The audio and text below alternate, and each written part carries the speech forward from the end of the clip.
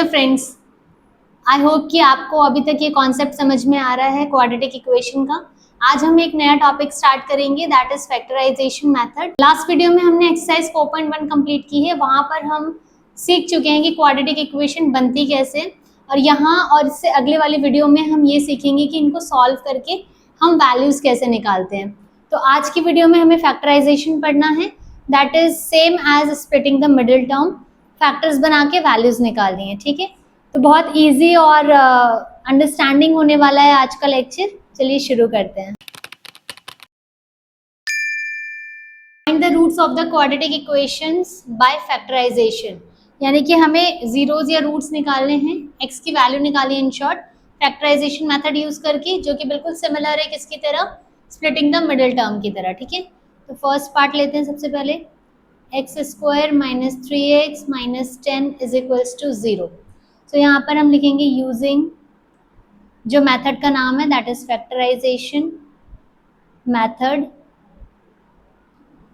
Using factorisation method. तो यहाँ पर हम क्या करेंगे, यहाँ पे देखो 10 a इंटू सी करते हैं पहले हम। तो 10 के ऐसे फैक्टर जिससे कि माइनस करके क्या आ जाए, 3 आ जाए, ठीक है।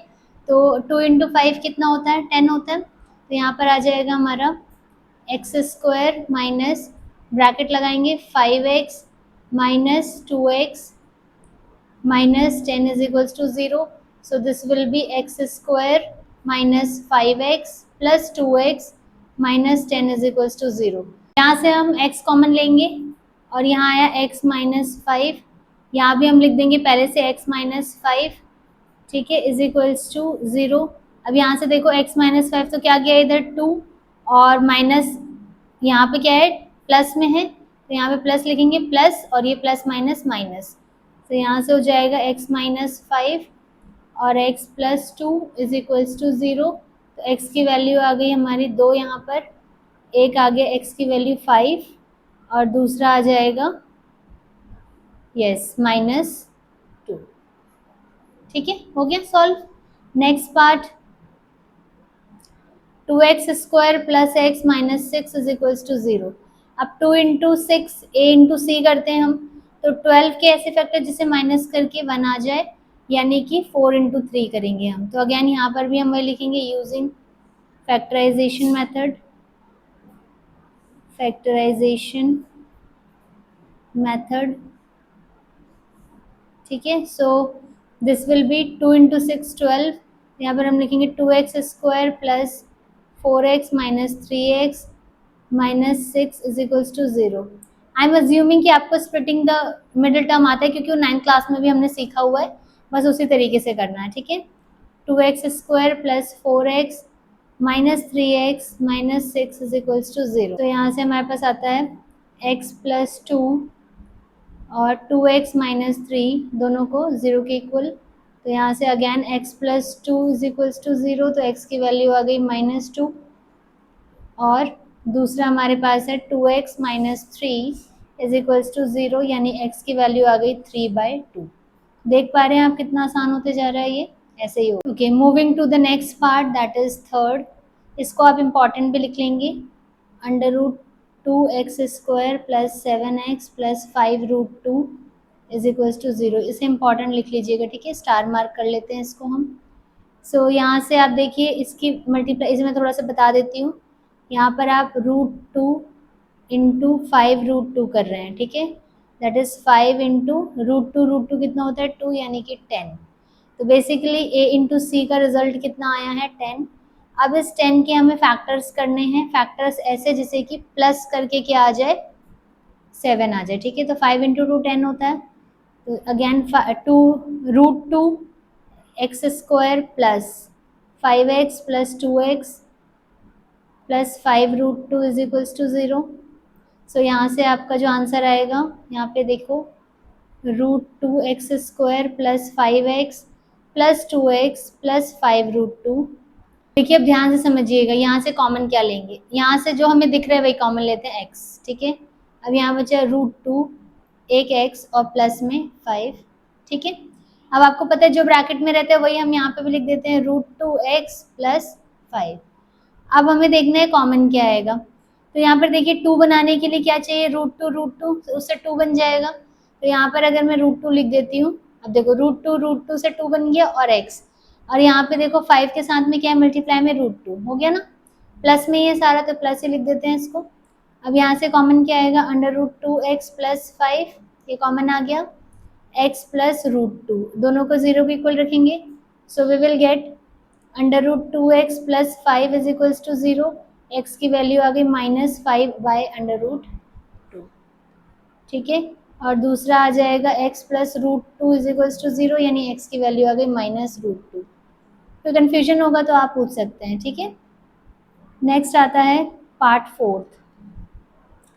यहाँ पर दिया है 2x² - x + 1/8 = 0। अब देखिए, अब ये c जो है ये थोड़ा कॉम्प्लिकेटेड सा है, 1/8, इसे घबराना नहीं है, हम पहले एलसीएम लेके इस डिनोमिनेटर को रिलीज कर देते हैं, ठीक है। तो देखो इसको मैं कैसे करने वाली हूँ, मैं ले रही हूँ एलसीएम, इसको भी इम्पोर्टेंट लिख लेंगे आप। सो 16x² - 8x + 1 अपॉन में है 8 = 0। अब इस 8 को मैं इधर भेज देती हूँ 0 में, तो यहाँ से जो इक्वेशन बनेगी दैट इज 16x² - 8x + 1 = 0, ठीक है। 4 × 4 16 होता है, 16x² - 4x + 4x + 1 = 0. So this will be 16x² - 4x ± -4x + 1 = 0. अब यहाँ से क्या कॉमन आ रहा है, you can easily C 4x common आएगा, यहाँ बचा 4x माइनस, यहाँ से सब चला गया तो 1, अगेन यहाँ पर लिख देंगे 4x - 1 = 0। अब यहाँ देखो कुछ भी नहीं बचा, 4x भी चला गया, 1 भी चला गया, तो यहाँ पर हम सिर्फ और सिर्फ 1 लिखेंगे, और यहाँ ये प्लस का है और हमें माइनस में चाहिए, तो minus plus minus and minus minus plus.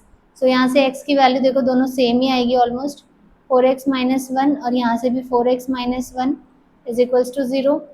So you will get 4x - 1 = 0, यानी x की वैल्यू 1/4, ठीक है। दूसरा देखिए 4x - 1 = 0, तो यहाँ से भी x की वैल्यू 1/4। ओके, आई होप ये क्लियर हो रहा है आपको। अब हम चलते हैं लास्ट पार्ट पे, 5th, 100x² - 20x + 1 = 0। One more thing, अगर आपको कोई भी क्वेश्चन एग्जाम में लिख के नहीं आता है कि आपको पर्टिकुलर किसी मेथड से करना है, तो आप उसे किसी भी मेथड से कर सकते हैं। मेक श्योर कि जब आप उसे सॉल्व कर रहे हैं तो बस क्वेश्चन में ये पढ़ लें कि कहीं कोई मेथड स्पेसिफिकली तो नहीं पूछा है, नहीं पूछा है तो आप अपना जो भी आपको इजी मेथड लगता है उससे सॉल्व कर सकते हैं, ठीक है। 100x² 10x + 10x + 1 = 0। सो यहाँ से 100x² - 10x - 10x + 1 = 0। So you will get 10x, यहाँ पे बचा 10x - 1। अब यहाँ आप देखो सेम ही हो गया पिछले क्वेश्चन जैसे, ये भी 10x - 1 और = 0, यहाँ पे आएगा -1, ठीक है। So this will B 10x - 1 = 0, और अगेन 10x - 1 = 0, x की वैल्यू 1/10, और यहाँ से भी x की वैल्यू 1/10। ओके, देखिए यहाँ पर आपको बोला हुआ है कि एग्जाम्पल 1 में जो प्रॉब्लम्स दिए हुए हैं उसको आपको सॉल्व करना है। तो एग्जाम्पल 1 एनसीईआरटी में दिया हुआ है, इक्वेशन बनाकर छोड़ा हुआ है, उसी को ही आपने सॉल्व करना है यहाँ पर, ठीक है। तो जब एग्जाम में आएगा तो वो क्वेश्चन पूरा भी आ सकता है, यहाँ पर हमें सिर्फ सॉल्व करने को बोला है तो हम सॉल्व करते हैं, ठीक है। तो वो 2 इक्वेशंस वहाँ से 2 अलग अलग रिलेशन है, उसके 2 इक्वेशंस बनी हुई हैं, तो एक एक करके हम इन्हें सॉल्व करते हैं। अब यहाँ पर आप चेक करेंगे, जब आप इसे देखेंगे तो आपको समझ में आएगा। देखो 2 × 2 4 × 3 12, और फिर यहाँ से देखना, तो हमें 2 अलग अलग करने हैं। तो यहाँ पर देखो 2 × 2 4 × 3 12 × 3 36 हो गया यहाँ तक, और 3 × 3 9, ठीक है। ऐसे आप जो है बहुत सारे कॉम्बिनेशंस बना बना के देखेंगे, यहाँ तो मैं आपको बता दे रही हूँ, लेकिन आप ऐसे कॉम्बिनेशंस बना के देखेंगे कि 45 कौन किससे 2 नंबर्स को ऐड करके आएगा। तो आप इन्हें अलग अलग क्या कहते हैं फैक्टर्स बना बना के और फिर कॉम्बिनेशंस बना बना कर कर सकते हैं, ठीक है। सो बेसिकली यहाँ पर हो जाएगा x² - 36x + 9x + 324 = 0। सो यहाँ से x² - 36x - 9x + 324 = 0। अब यहाँ से इजी है, यहाँ से आप x बाहर निकाल लीजिए, x माइनस 36, और यहाँ से भी आप लिखेंगे x माइनस 36, ठीक है। अब ये दोनों सेम हो गए, तो यहाँ पर आपको किसकी मल्टीप्लाई करनी है, बस 9 की, है ना, माइनस लगा के, इज इक्वल्स टू 0। तो x minus 36 is equals to 0 और x minus 9 is equals to 0, तो x की वैल्यू आ गई 36 और यहाँ से x की वैल्यू आ गई 9। X square minus 55x plus 750 is equals to 0। So यहाँ से x square minus 30x plus 25x plus 750 is equals to 0. So we have x square minus 30x minus 25x plus 750 is equals to 0. So बस यहाँ से solve कर लेते हैं फटाफट।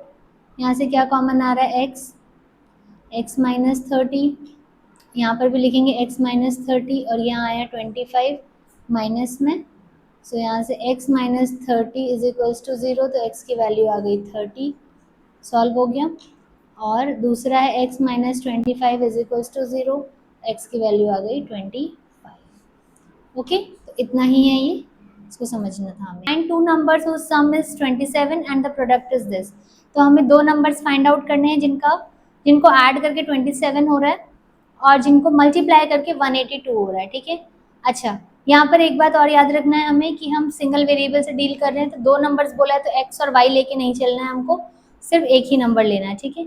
सो we will write let the numbers be x and 27 minus x, ठीक है।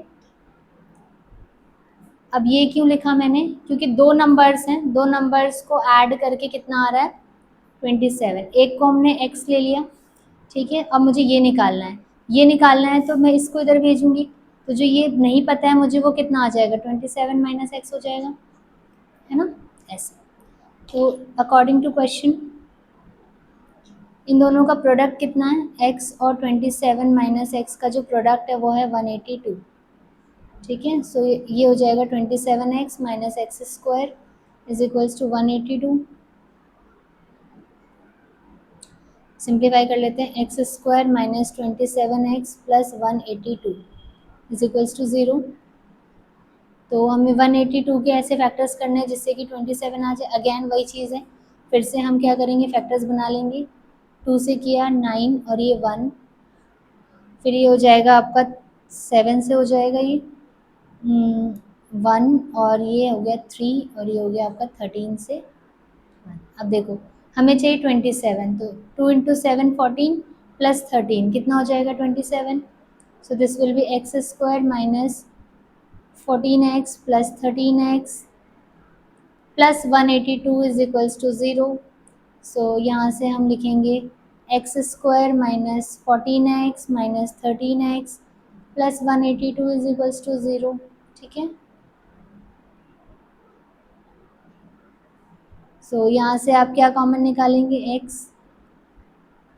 x minus 14 और यहाँ से भी ऐसे ही x माइनस 14 और यहाँ आ जाएगा 13, वो भी माइनस में, is equals to 0। I hope ये क्लियर हो रहा है, हम बार बार इसी चीज़ को कर रहे हैं। सो यहाँ से x minus 14 is equals to 0, तो x की वैल्यू आ गई 14 और यहाँ से x माइनस 13। अब नंबर्स बोले थे तो नंबर्स ये हमारे हो गए, एक 13 और एक 14। तो आप यहाँ लिख देना रिक्वायर्ड नंबर्स आर 13 एंड 14, ठीक है।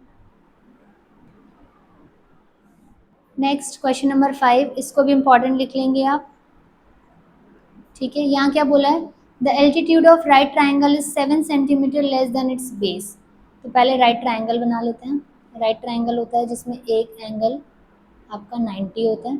इसमें बोला है the altitude of right triangle, इसका जो एल्टीट्यूड है वो इसके बेस से 7 सेंटीमीटर लेस है और हाइपोटेनस हमें दे रखा है 13 सेंटीमीटर, ठीक है। Find the other two sides, तो बेस से रिलेशन दिया हुआ है तो बेस को x ले लेते हैं। Let the base of given triangle be x centimetre. अब यहाँ यूनिट लिखनी है हमें क्योंकि लेंथ की बात हो रही है, ठीक है। सो क्या नहीं पता है, altitude. So the altitude is equals to 7 centimetre less, यानी जितना है उससे 7 सेंटीमीटर कम है, ठीक है। 7 सेंटीमीटर लेस हो गया। यहाँ पर हम पाइथागोरस थ्योरम यूज़ कर रहे हैं, आप मेरी वीडियोस में जाके देख सकते हैं। पाइथागोरस थ्योरम मैंने वहाँ एक्सप्लेन किया हुआ है, शॉर्ट्स में बता रखा है आपको, ठीक है। तो यहाँ पर आएगा आपका, नाम तो हमने दिया नहीं, लिख लेते हैं ए बी और C. So A C square is equals to A B square plus B C square. What is A C? 13। A B कितना है निकालना है हमको, x माइनस 7 का स्क्वायर, और ये हो जाएगा आपका base x square.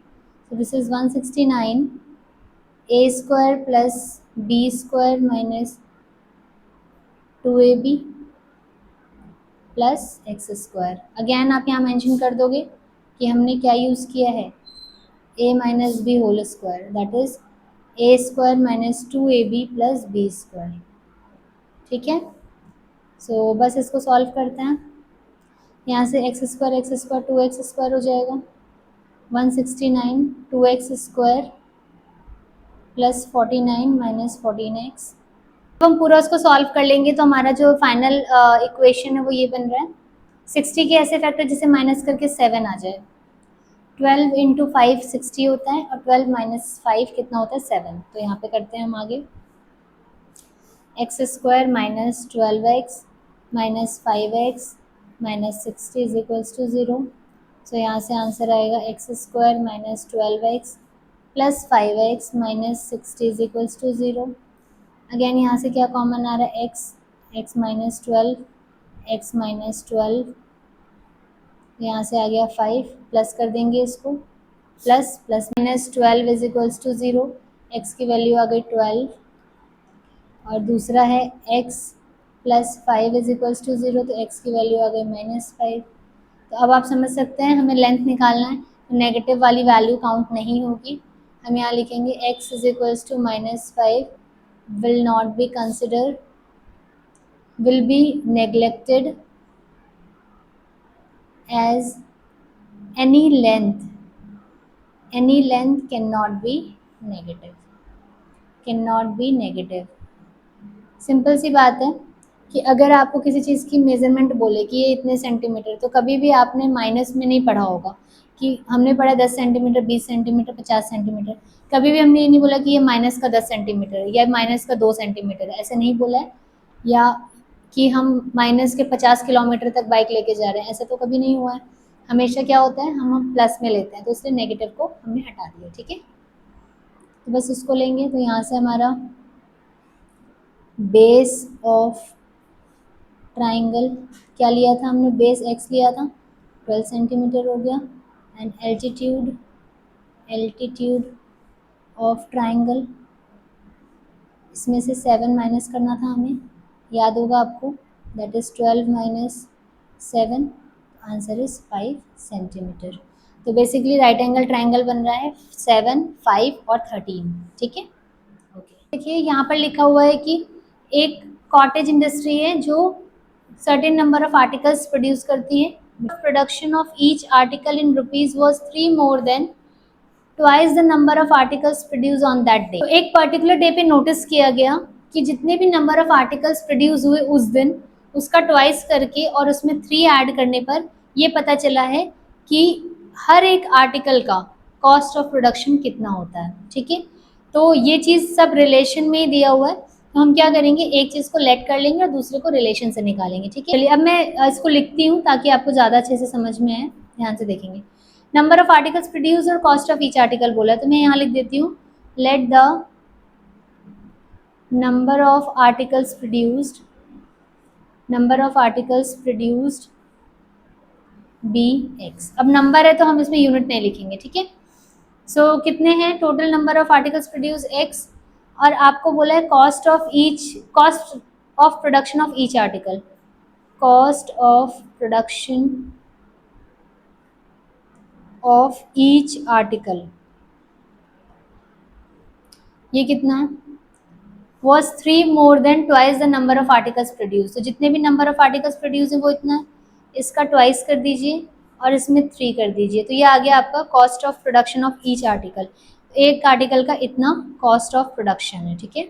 Cost of each article is equals to 2x plus 3 rupees, okay, and total cost of production,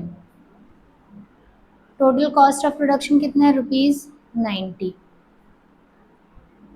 ठीक है। तो यहाँ पर अब क्या रह गया, नंबर ऑफ आर्टिकल्स प्रोड्यूस भी हमारे पास आ गया x। चलिए सो हम यहाँ पर क्या लिखने वाले, टोटल कॉस्ट ऑफ प्रोडक्शन कितना है 90, यानी टोटल कॉस्ट कब निकलेगा, जब एक आर्टिकल का कॉस्ट और जितने हैं उसको, जैसे मान लो मेरे पास टोटल 100 रुपए का आज कॉस्ट ऑफ प्रोडक्शन लगा है, ठीक है, और मैंने टोटल 50 जो है आर्टिकल्स बनाए हैं और एक का कॉस्ट 2 रुपये है, तो कितना होगा, 2 × 50 इज इक्वल्स टू 100, ऐसे। तो यहाँ पर हम लिखेंगे x into 2x plus 3 is equals to 90। समझ पा रहे हैं आप, देखो ये हो गया कितने बने हैं और ये हो गया एक का कितना प्राइस है, ठीक है।